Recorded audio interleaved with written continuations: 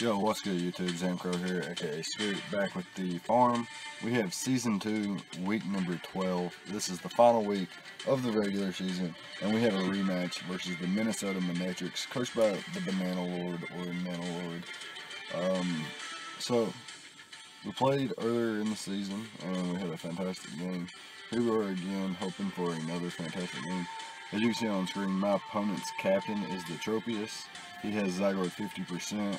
Heat Ram, Zapdos, Superior, Mega Pinsir, Slowbro, Azumarill, Scolipede, Conkeldurr, Stakataka, and the regular Persian. We have Mega Alakazam, Celesteela, Hydreigon, Nidoqueen, Greninja, Comfey, Suicune, Decidueye, Oricorio, which I have access to all 4 forms, Mega Charizard X, and the Yanmega. So, we both definitely have some threats versus each other. My opponent has some wicked threats too. Mega Pinsir is a huge threat. It should be another fun game. Last time it was really fun. I don't think either of us have made any changes. I know I haven't, and by the looks of his squad, I don't think he has either.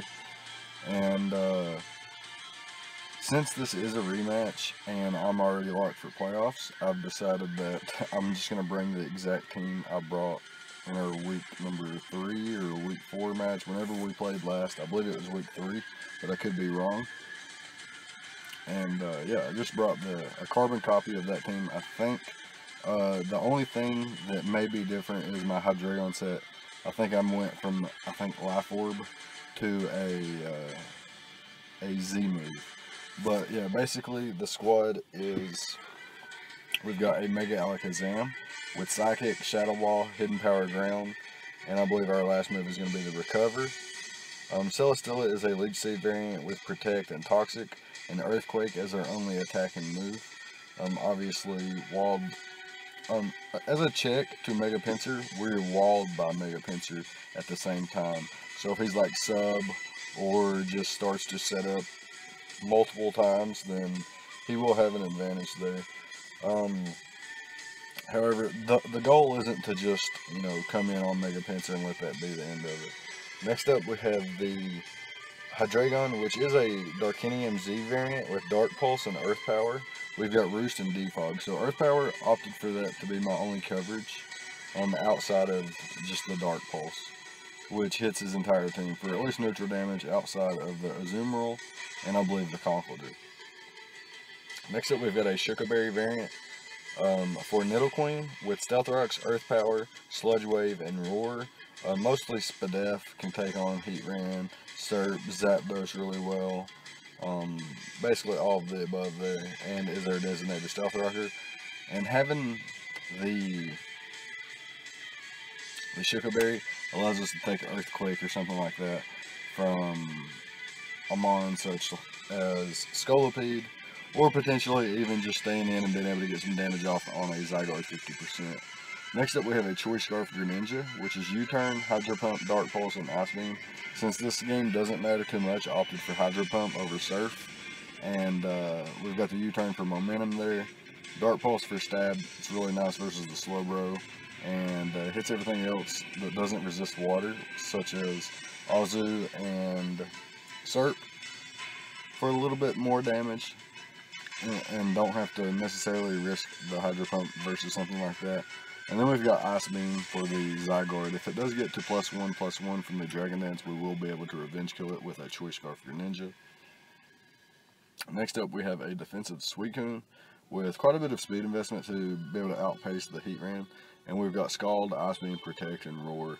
And yeah, that's going to be the squad. We can go ahead and hop into the replay now and see what goes on in this battle, this rematch of two guys that have become friends. So let's go check it out. Okay, so here we are with the replay. Alright, so here we are with the replay. My opponent chooses to bring the Heatran, Superior, Scolipede, Azumarill, Mega Pinsir, and the Tropius. So no Zygarde 50%,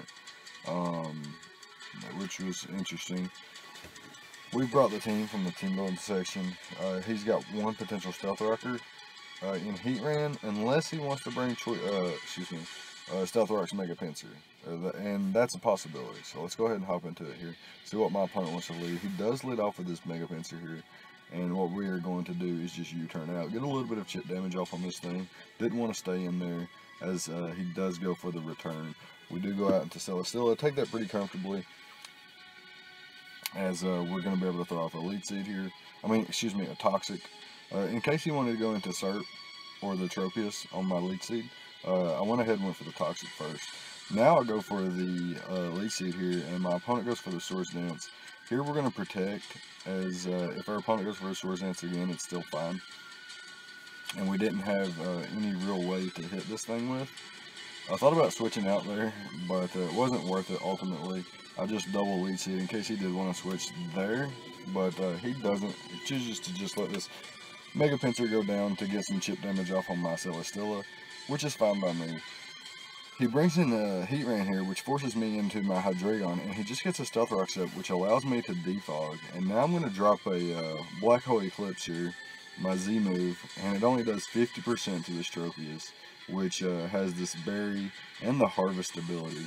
So very, very, very frustrating here to face this thing, as it does sub up in my face. As I do get my own rocks up, this thing goes for the lead seed, and now reveals defog, which is going to be tough for me, but I am able to roar him out here, which is nice for me.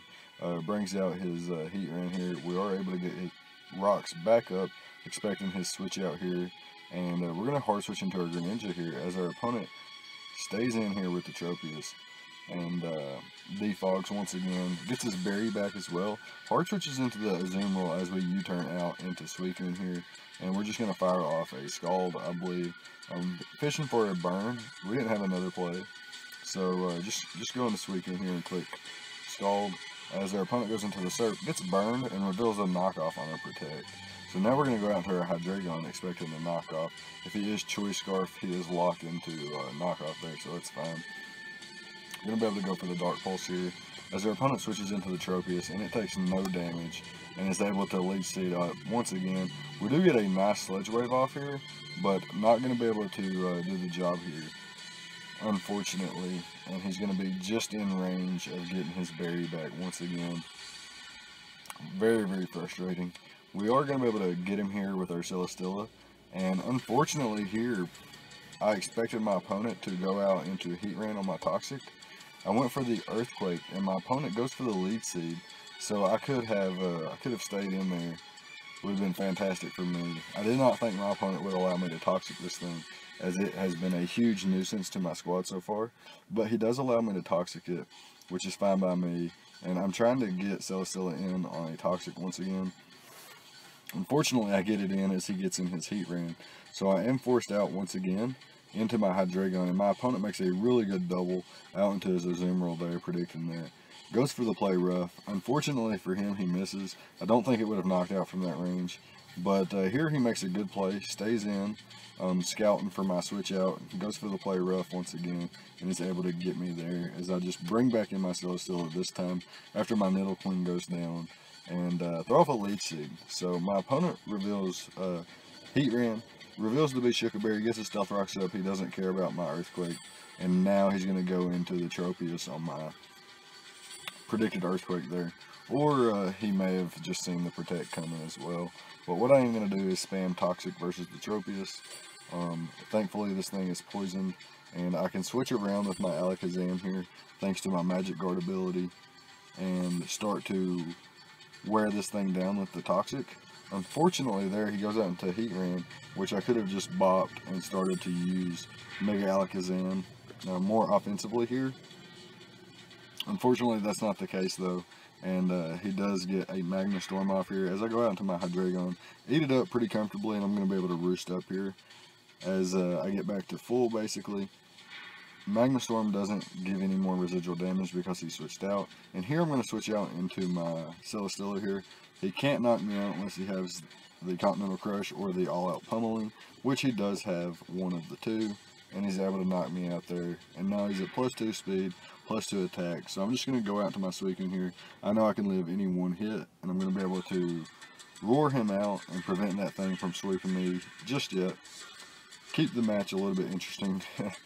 for another couple of turns here. I'm going to go for the Scald here. It's my only play, as he does land his play rough and he is able to knock us out. More than likely, Choice Banded, and he does survive the Earth Power here. That's just to put him in range of Alakazam, though. Which he does decide to save the Azu for, I guess, Aqua Jet damage. I'm not sure. But, yeah, he does bring in his Serp here. And I believe he's going to reveal the Choice Scarf Glare. As we do break through and we get a critical hit there. Fortunate for us. And we're going to stay in here as our opponent goes for the Poison Jab. And we're going to be able to knock him out with the Psychic there, which is really nice for us. And now he brings in the Azu. And at this point, I am in range of Choice Banded Aqua Jet. And now I have a decision to make. Do I want to spam Dark Pulse and hope for flinches?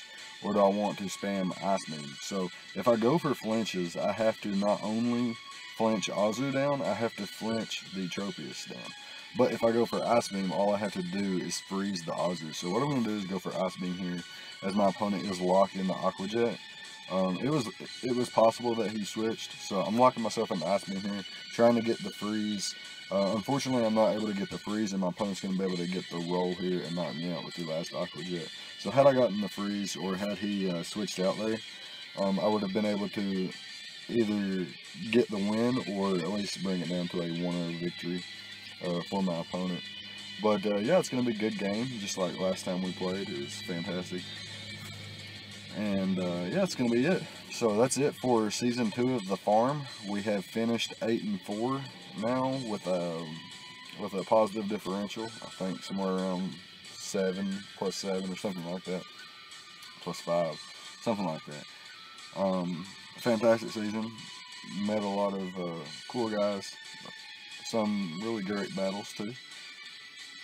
I hope Oricorio has proved its worth over the season, and that now we have earned ourselves a playoff position without having to go through the wild card round, which is really nice. So look out for more farm.